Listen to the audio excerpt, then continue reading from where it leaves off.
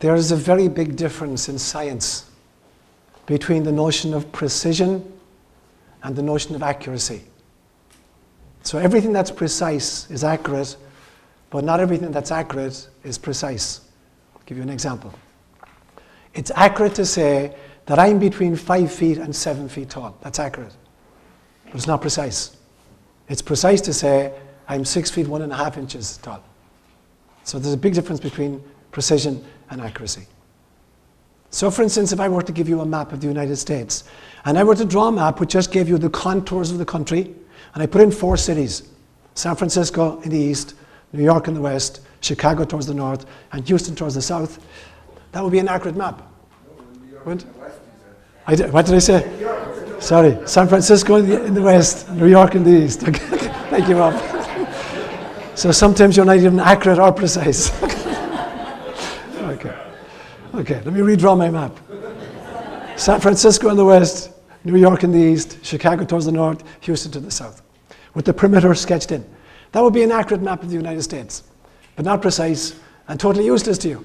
If you wanted to get, for instance, to Valentine, Nebraska, that map would be totally useless to you. So you need to know something else as well. No map is good unless you know where you are. If you have a GPS system that can't locate your present whereabouts, there's no point in plugging in a destination. It cannot get you to the destination. So no map is of use to you, no matter how precise it is and accurate it is, if you don't know where you are to begin with. If I just land you someplace in the middle of the United States and you want to get to San Francisco, and you plug it in, San Francisco, in your GPS system, but the GPS can't track where you are, it can't get you to where you want to be. So we have to look at maps which are not just accurate, but precise, and you have to know where you are in order for the map to be important. So I'm going to give you a very simple map. It's accurate, but it's very simple and not particularly useful to you. And then I'm going to go on and I'm going to attempt to draw a more precise one, starting with where I think you are. So for instance, I have a theory that the life trajectory, very simplistically, could be reduced to the following. Every single one of us starts out life innocent. We're innocent maybe for the first 10 or 11 years. We approach life with this extraordinary sense of awe and wonder at everything. We're amazed at turning stones and finding a beetle under the stone. And so we start off life totally innocent. And then somewhere in the early teenage years, this innocence bifurcates. And it goes into either naivete, which is age-inappropriate innocence. There's no point in being innocent at the age of 25, not knowing how the world works. I told you many stories about my Aunt Rita, who is now in her 70s, the most naive creature God ever created. Totally naive, totally, had no idea how to do life. She's a beautiful woman, she's got 3 kids and a few grandkids, but she has no idea what life is about.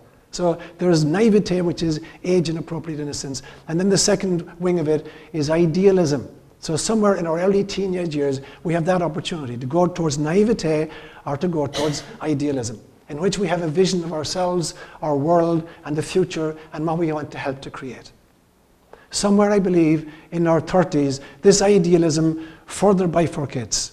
And it either goes into cynicism or it goes into wisdom. And it happens a decision at a time, an event at a time, a relationship at a time. We either grow towards wisdom consciously and with awareness, or we grow towards cynicism and bitterness. So that would be a very, very simple map. And I would just add one other piece to that. It's the notion that all of human suffering lies in the gap between the ego and the soul.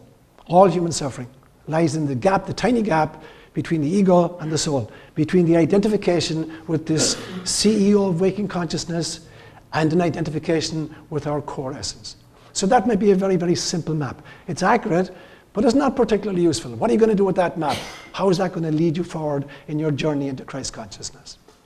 So instead of that, I want to try to create this morning a more precise map. And I'm going to do it in 4 stages. I'm going to talk firstly about the revolution of evolution. And then secondly, I'm going to talk about leadership. Then thirdly, about the road less traveled. And then I'm going to talk about training for Christ consciousness. So they're the 4 points I'll make this morning in an attempt to make a slightly more precise and a more useful map of the journey ahead. So the revolution of evolution.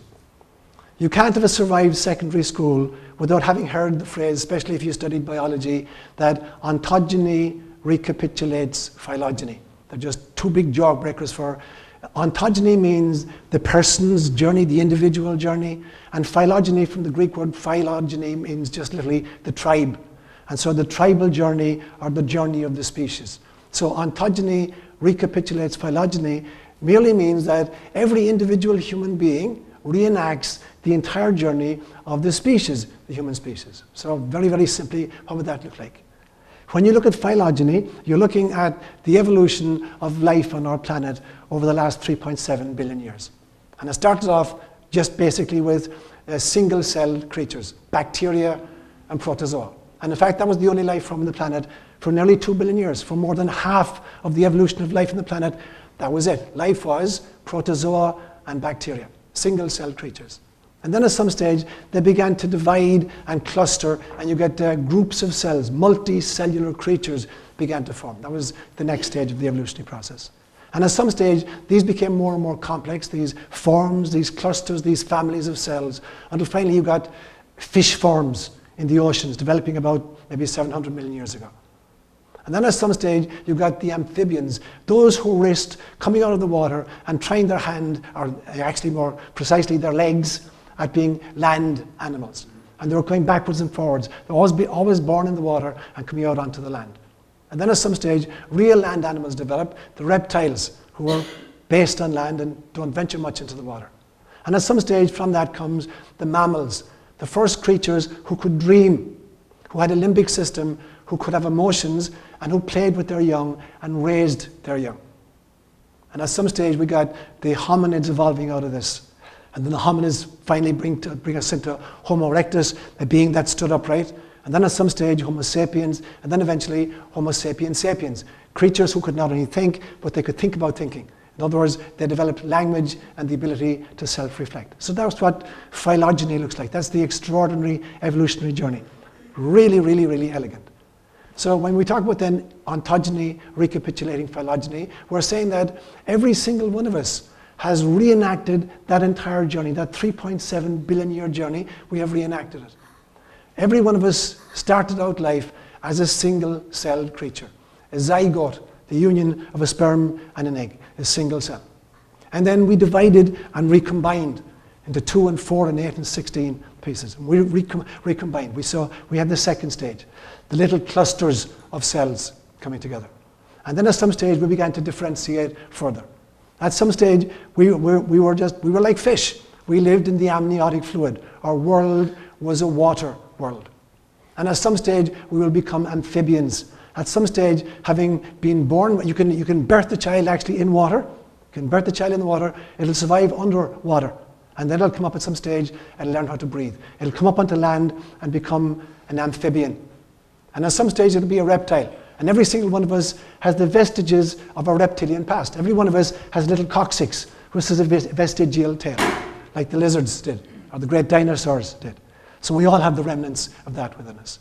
And at some stage, every one of us is going to develop into Homo erectus. At some stage, at 8 or 9 months, the little child is going to pull himself upright, grab onto a chair, and start walking about. So we have Homo erectus developing at some stage. And within 2 years, they're all going to become Homo sapiens sapiens. They're all going to learn how to speak. So we recapitulate this extraordinary journey.